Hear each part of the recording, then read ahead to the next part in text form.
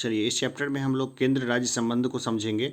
ये प्री के लिए तो इम्पोर्टेंस है ही इसका, लेकिन ये ज़्यादा जो है आपको मेंस में आंसर राइटिंग में ये काफ़ी साथ देगा। तो चलिए इस चैप्टर को और इसके इम्पोर्टेंट आर्टिकल्स को हम लोग देख लेंगे, ताकि प्री के साथ साथ मेंस भी हमारा तैयार हो जाए। भारत की संघीय शासन प्रणाली किस देश के संविधान से प्रेरित है? कनाडा से। भारत की संघीय शासन प्रणाली जो है वो कनाडा से प्रेरित है। किस सूची के विषयों पर केंद्र व राज्य सरकारें दोनों कानून बना सकती है? तो कंकरेंट लिस्ट यानी समवर्ती सूची में जो है ना, केंद्र भी कानून बना सकती है और राज्य सरकार भी अपना कानून बना सकती है। केंद्र राज्य संबंध किस अनुसूची में है? तो ये 7वीं अनुसूची में है। केंद्र राज्य संबंध जो है वो 7वीं अनुसूची में है। तो आंसर राइटिंग में जब भी सेंटर और स्टेट रिलेशन के ऊपर में अगर कोई क्वेश्चन आए तो उसमें अगर ये दे सकते हैं कि भारत की संघीय प्रणाली जो कनाडा से ली गई है और 7वीं अनुसूची में इसकी व्याख्या की जाती है, इस तरह का आप बना के कुछ लिखते हैं ना 2-4 लाइन में ही पूरा अच्छे से, तो आंसर काफ़ी बढ़िया बनेगा। केंद्र राज्य संबंधों पर वर्ष 1971 में राजा मन्नार समिति का गठन किस राज्य के द्वारा किया गया था? तो तमिलनाडु के द्वारा किया गया। संघ सूची में दिए गए संशोधन, संघ सूची में किए गए संशोधन को हम लोग देखें तो छठे संविधान संशोधन 1956 द्वारा प्रविष्टि संख्या 92 क जोड़ी गई। इसका विषय है समाचार पत्रों से विभिन्न वस्तुओं के अंतर राज्यीय क्रय या विक्रय पर कर। छठे संविधान संशोधन 1956 द्वारा प्रविष्ट संख्या 92 क जोड़ी गई। इसका विषय है समाचार पत्रों से भिन्न वस्तुओं के अंतर्राज्यीय क्रय या विक्रय पर कर। 7वें संविधान संशोधन 1956 द्वारा प्रविष्ट संख्या 33 का लोप किया गया। इसका विषय है केंद्र के उद्देश्यों के लिए संपत्ति का अधिग्रहण। इसे संघ सूची से हटाकर समवर्ती सूची में शामिल किया गया है। देखिए बात तो एक ही है कि केंद्र से हटा दिया गया, तो इस पर अब राज्य भी कुछ कानून बना सकती है और केंद्र भी अपना कानून बना सकती है। 42वें संविधान संशोधन 1976 द्वारा प्रविष्ट 2 क जोड़ी गई। इसका संबंध किसी राज्य में केंद्र के सशस्त्र बलों की नियुक्ति से है।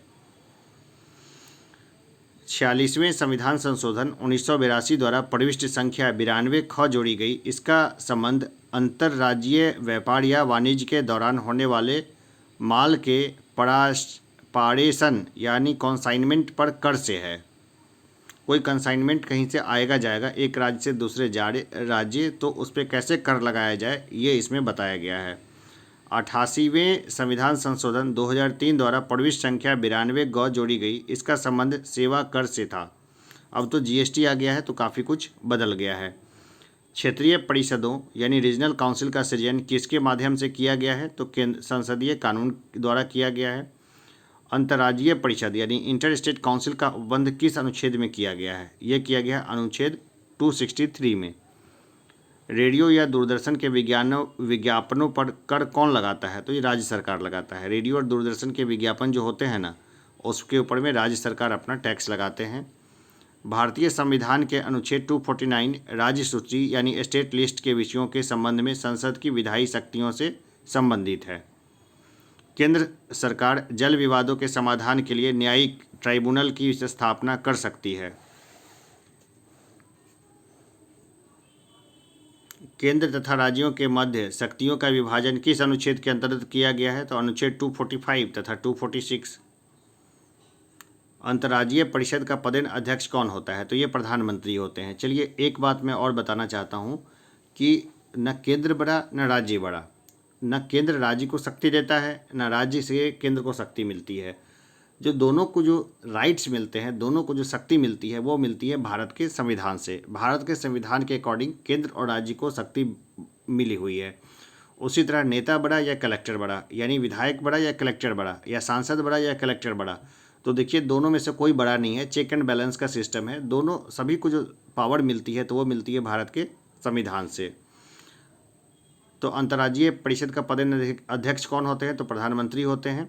संघ द्वारा कौन सा कर लगाया वसूला जाता है तथा संघ तथा राज्यों में बांटा जाता है? तो कृषि आय के अतिरिक्त आय पर कर जो है ये संघ द्वारा लगाया जाता है, वसूला जाता है और राज्यों के साथ बांटा जाता है। सरकारिया आयोग का गठन कब किया गया था? तो मार्च 1983 में। केंद्र राज्य संबंधों पर है सरकारिया आयोग, तो इसका गठन किया गया था मार्च 1983 में। संघीय कर, संघ सूची प्रविष्टि को देखते हैं जो 82 से 92 ए आर्टिकल तक है। तो पहला आयकर, कृषि आय को छोड़कर है, आयकर कृषि आय को छोड़कर है।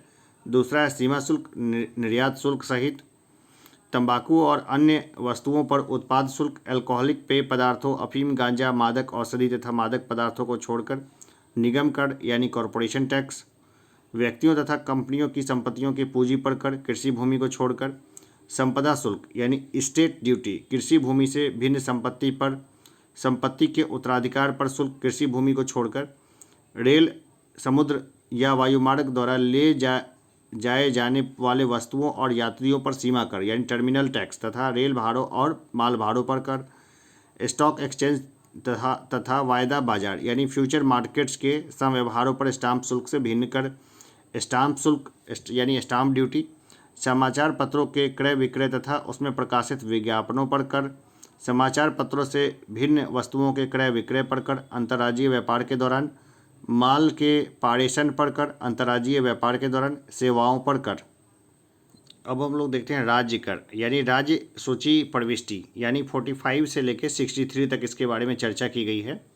तो भू राजस्व या लगान, कृषि आय पर कर, कृषि भूमि के उत्तराधिकार पर कर, कृषि भूमि पर संपदा शुल्क, भूमि और भवनों पर कर, खनिज अधिकारों पर कर, शराब, अफीम, गांजा तथा अन्य मादक पदार्थों और औषधियों पर उत्पाद कर यानी एक्साइज ड्यूटीज, स्थानीय उपयोग तथा विक्रय के लिए वस्तुओं के प्रवेश पर कर यानी एंट्री टैक्स, विद्युत के उपभोग एवं बिक्री पर कर, समाचार पत्रों से भिन्न वस्तुओं के क्रय विक्रय पर कर, रेडियो या दूरदर्शन के विज्ञापनों पर कर, सड़क या अंतर्देशीय जलमार्ग द्वारा ले जाए जाने वाले वस्तुओं या यात्राओं पर कर, सड़कों पर प्रयुक्त वाहनों पर कर, जीव जंतुओं और नौकाओं पर कर, पथ कर यानी टोल टैक्स या मार्ग कर, व्यापार व्यवसाय तथा रोजगार पर कर, प्रति व्यक्ति कर यानी कैपिटेशन टैक्सेस, विलासिताओं यानी मनोरंजन जैसे जुआ तथा बोली लगाना पर कर, स्टाम्प शुल्क यानी संघ सूची में वर्णित दस्तावेजों से भिन्न दस्तावेजों पर कर,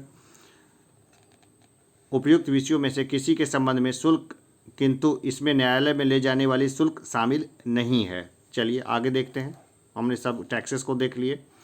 संविधान के किस अनुच्छेद में प्रावधान किया गया है कि विधि के प्राधिकार यानी अथॉरिटी ऑफ लॉ के बिना न तो कोई कर लगाया जा सकता है और न ही एकत्रित किया जा सकता है। तो ये कहा गया है अनुच्छेद 265 में। देखिए जीवन में ना बस दो ही सत्य है। एक है कि आपकी जो जिसका जन्म हुआ है उसकी डेथ जरूर होगी यानी वो मरेगा ज़रूर। और दूसरा सच ये है कि जिसका जन्म हुआ है वो टैक्स ज़रूर देगा। ज़िंदगी में दो चीज़ों से आप बच नहीं सकते, एक तो मौत से और दूसरा टैक्स से। चलिए आगे बढ़ते हैं। सरकारिया आयोग, सरकारिया कमीशन का गठन संघ और राज्यों के मध्य संबंधों की समीक्षा करने के लिए हुआ था। अंतर्राज्यीय परिषद यानी इंटर स्टेट काउंसिल का गठन कब किया गया? ये किया गया 18 मई 1990 को।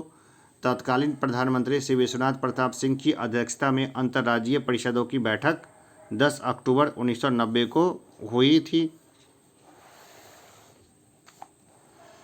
आयोग एवं समितियां की बात करें, कमीशंस एंड कमिटीज़, तो केंद्र राज्य संबंधों पर विचार करने के लिए समय समय पर विभिन्न आयोग एवं समितियों का गठन किया गया जो निम्नवत है। राजा मन्नार समिति 1969, डीपीवी मन्नार जो है इसके अध्यक्ष थे। सरकारिया आयोग 1983 में रणजीत सिंह सरकारिया इसके अध्यक्ष थे। देखिए आंसर राइटिंग जब होगी ना तो ये सब समितियां और इनके जो प्रमुख हैं ये बहुत काम आएंगे, क्योंकि यहीं से एक खूबसूरत उत्तर जो है वो लिखा जाएगा। खासकर केंद्र राज्य संबंध जो है ये ऐसा टॉपिक है जिसको तैयार करके रखना एकदम से समझदारी है, पहले ही तैयार करके रखना बेस्ट है। प्रशासनिक सुधार आयोग 1996 मोरारजी देसाई। शीतलवार समिति 1996 MC शीतलवार। पुंछी आयोग 2007 मदन मोहन पुंछी। अब बात करते हैं केंद्र राज्य संबंधों को विशेष रूप से किस प्रसंग में म्यूनिसिपल संबंध कहा गया है? तो वित्तीय मामलों में राज्य पर केंद्र के नियंत्रण के प्रसंग में। केंद्र राज्य संबंधों को विशेष रूप से किस प्रसंग में म्यूनिसिपल संबंध कहा गया है? तो वित्तीय मामलों में राज्य पर केंद्र के नियंत्रण के प्रसंग में। अनुच्छेद 312 के अंतर्गत राज्यसभा में उपस्थित और मतदान करने वाले सदस्यों के 2/3 बहुमत से पारित प्रस्ताव द्वारा संसद को किसी नई अखिल भारतीय सेवा के सृजन का अधिकार दिया गया है। भारतीय संविधान के किस भाग में केंद्र राज्य विधायी संबंधों का विवरण दिया गया है? तो ये दिया गया है भाग 11 में। जल संबंधी विवादों का न्याय निर्णयन किस अनुच्छेद के अंतर्गत आता है? तो ये आता है अनुच्छेद 262 के अंतर्गत। प्रधानमंत्री के अनुपस्थिति में अंतर्राज्यीय परिषद की अध्यक्षता उसके द्वारा नियुक्त कैबिनेट स्तर के मंत्री द्वारा की जाती है। यह सुझाव किस समिति ने दिया कि राज्यपाल के प्रसाद पर्यंतक राज्य मंत्रिपरिषद के पद धारित करने से संबंधित प्रावधान समाप्त कर दिया जाए? तो ये कहा था राजमन्नार समिति ने। भारतीय संविधान में संघ और राज्यों के प्रशासनिक संबंधों उल्लेख किस अनुच्छेद में किया गया है? तो अनुच्छेद 256 से लेकर 263 तक। अंतर्राज्यीय परिषद यानी इंटर स्टेट काउंसिल के गठन का प्रावधान किस अनुच्छेद में वर्णित है? अनुच्छेद 263 में। ये भी जरूरी है याद रखना, ये अनुच्छेद भी। अनुच्छेद 262 के अंतर्गत प्रदत्त शक्तियों के प्रयोग से संसद द्वारा नदी बोर्ड अधिनियम 1956 तथा अंतर्राज्यीय जल विवाद अधिनियम 1956 पारित किया गया। जल विवाद अधिनियम 1956 के अंतर्गत केंद्र राज्य ऐसे विवादों के समाधान के लिए न्यायाधिकरण यानी ट्रिब्यूनल की स्थापना भी कर सकती है। देखिए, मुझसे बीपीएससी 64 में यही पूछा गया था कि नदी जल जो विवाद है उसके निपटाने के लिए क्या किया जाए। तो मैंने बोला कि भाई राज्य के मुख्यमंत्री आपस में बैठ के अपनी समस्याओं को हल कर लें। बोला कि भाई वो हल नहीं कर पा रहे हैं क्योंकि उनके अपने अपने चुनाव में उनके हित टकराते हैं, तो क्या किया जाए। तो मैंने बताया कि भाई सुप्रीम कोर्ट में और भी मामले बहुत ज़्यादा लंबित हैं, तो ये हो सकता है कि सुप्रीम कोर्ट के रिटायर्ड जज के दिशा निर्देश में या उनके मार्गदर्शन में जो है एक ट्रिब्यूनल्स बना लिया जाए। तो ये ट्रिब्यूनल्स क्या होती है, ये सब बेसिक क्या चीज़ें होती है, ये जानकारी अगर आपका होता है तो प्री मेंस से लेके इंटरव्यू तक आप कहीं फंसते नहीं हैं। चलिए आगे बढ़ते हैं। अब हम लोग देखते हैं संघ राज्य संबंध, जो भाग 11-12 अनुच्छेद 245 से 293 तक हैं। तो इसको हम लोग देखते हैं। तो देखिए, 3 तरह के संबंध होते हैं: विधायी संबंध, प्रशासनिक संबंध और वित्तीय संबंध। केंद्र और राज्य के बीच में 3 तरह के संबंध है: विधायी संबंध, प्रशासनिक संबंध और वित्तीय संबंध। ठीक है ना। तो हम लोग ऐसा करते हैं कि एक साथ सबको देखने से अच्छा है कि बारी बारी से सबको देख लेते हैं। तो चलिए पहले हम लोग विधायी संबंध को देखते हैं कि विधायी संबंध में क्या है। तो अनुच्छेद 245 संसद और राज्य विधायिका द्वारा बनाए गए कानूनों का विस्तार है। अनुच्छेद 246 जो है संसद और राज्य विधायिका द्वारा बनाए गए विशेष मामलों के कानून हैं। अनुच्छेद 247 है कुछ निश्चित अतिरिक्त न्यायालयों के गठन हेतु संसद की शक्ति को बताने के लिए। अनुच्छेद 249 है संसद द्वारा राष्ट्रहित में राज्य सूची के किसी विषय पर विधान के निर्माण हेतु राज्यसभा द्वारा पहल। अनुच्छेद 250 है आपातकाल के दौरान राज्य सूची के किसी विषय पर विधि निर्माण की शक्ति संसद की शक्ति। अनुच्छेद 251, अनुच्छेद 249 और अनुच्छेद 250 के अधीन संसद द्वारा निर्मित विधि के असंगत होने की स्थिति में राज्य विधि पर वरीयता। अनुच्छेद 252 दो या दो से अधिक राज्यों के लिए उनकी सहमति से विधि बनाने की संसद की शक्ति और उस विधि को किसी अन्य राज्य द्वारा अंगीकार किया जाना। अनुच्छेद 253 अंतर्राष्ट्रीय करारों को प्रभावी बनाने के लिए संविधान निर्माता निर्मित करने की संसद की शक्ति। अनुच्छेद 254 संसद द्वारा बनाई गई विधायी विधियों और राज्य विधानमंडल द्वारा बनाई गई विधियों में असंगति की स्थिति में संसद द्वारा बनाई गई विधि प्रभावी। अनुच्छेद 250 है सिफारिशों और पूर्व मंजूरी के बारे में अपेक्षाओं को केवल प्रक्रिया पर विषय मानना और इस आधार पर उसे खारिज न करना। केंद्र राज्य संबंधों में सुधार हेतु प्रशासनिक सुधार आयोग 1966, राजमन्नार समिति 1969, आनंदपुर साहिब प्रस्ताव 1973, सरकारिया आयोग 1983 तथा पुंछी आयोग 2007 गठित किया गया था। चलिए आगे देखते हैं। प्रशासनिक संबंध की हम लोग बात करते हैं। प्रशासनिक संबंध की हम लोग बात करें तो अनुच्छेद 256 जो है वो है संसद द्वारा निर्मित विधि के अनुपालन को सुनिश्चित करने के लिए संघ द्वारा राज्यों को निर्देश दिया जाना, राज्य और संघ की बाध्यता। अनुच्छेद 257 है संघ की कार्यपालिका शक्ति के प्रयोग के साथ साथ राष्ट्रीय सामरिक महत्व के संचार साधनों के निर्माण और संरक्षण के संदर्भ में संघ का राज्य पर नियंत्रण। अनुच्छेद 258 कहता है कुछ मामलों में संघ द्वारा राज्यों को शक्ति प्रदान करने का संघ का अधिकार। 250 क कहता है राज्य द्वारा केंद्र को कार्य सौंपने की शक्ति। अनुच्छेद 260 कहता है राज्य से बाहर के क्षेत्रों के संबंध में संघ के अधिकार। अनुच्छेद 260 को देखा हमने कि भारत से बाहर के क्षेत्रों के संबंध में संघ के अधिकार। अनुच्छेद 261 है सार्वजनिक कार्य अभिलेख और न्यायिक कार्यवाही। अनुच्छेद 262 है अंतर्राज्यीय नदी जल विवादों के हल के लिए न्यायाधिकरण का गठन। अनुच्छेद 263 है अंतर्राज्यीय परिषद का गठन। चलिए आगे देखते हैं हम लोग। अब हम लोग देखते हैं वित्तीय संबंध, ठीक है ना। वित्तीय संबंधों को देखें तो इसमें क्या है, अनुच्छेद 265 कहता है विधि के प्राधिकार के बिना करों का आरोपण नहीं। अनुच्छेद 266 कहता है भारत और राज्यों की संचित निधियां और लोकलेखा। अनुच्छेद 267 कहता है आकस्मिकता निधि। अनुच्छेद 268 कहता है केंद्र द्वारा लगाए गए परंतु राज्यों द्वारा एकत्रित एवं विनियोजित कर। अनुच्छेद 270 कहता है संघ द्वारा लगाए गए और संग्रहित किंतु संघ राज्य के बीच वितरित किए जाने वाले कर। 271 कहता है कुछ निश्चित चुंगी पर कर व केंद्र द्वारा लगाया गया अतिरिक्त प्रभार। अनुच्छेद 274 कहता है राज्यों के हितों से संबंधित कराधान वाले विधेयकों के संबंध में राष्ट्रपति की पूर्वानुमति आवश्यक। अनुच्छेद 276 कहता है कुछ राज्यों को संघ से अनुदान। 276 व्यवसाय व्यापार और रोजगार पर कर। 280 कहता है राष्ट्रपति द्वारा प्रत्येक 5वें वर्ष की समाप्ति पर वित्त आयोग का गठन। अनुच्छेद 281 कहता है वित्त आयोग की सिफारिशों को संसद के समक्ष रखा जाना। 283 कहता है संचित निधि, आकस्मिकता निधि और लोक लेखा में जमी धनराशियों की अभिरक्षा। अनुच्छेद 285 कहता है संघ और की परिसंपत्तियों को राज्य के कराधान में से छूट। अनुच्छेद 286 कहता है वस्तुओं की बिक्री पर कर के अधिरोपण के संबंध में निर्बंधन। 287 विद्युत पर करों से छूट। 288 पानी और बिजली के संबंध में राज्यों द्वारा कराधान से कुछ दिशाओं में छूट। अनुच्छेद 289 कहता है राज्यों की संपत्ति और आय के संघ के कराधान से छूट। तो चलिए इसको ना घोट लेना है इस चैप्टर को। ये जो चैप्टर है सिर्फ प्री में आपके काम नहीं आएगा।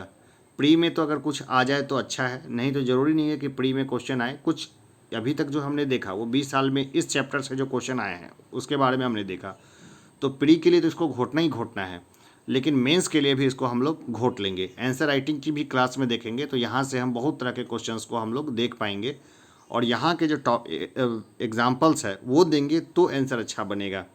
केंद्र राज्य संबंध अगर पूछे और पूरे 10 पढ़ने का मतलब 5 पढ़ने में आपने पूरी रामायण कथा कह दी लेकिन आर्टिकल्स को नहीं मेंशन किया या अलग अलग आयोग के बारे में थोड़ा बहुत नहीं जानकारी दी तो आपको 38 में से जो है ना मतलब 10 नंबर भी ठीक से नहीं मिलेंगे। फिर बोलेंगे कि हम तो खूब लिख के आए थे लेकिन नंबर नहीं आए।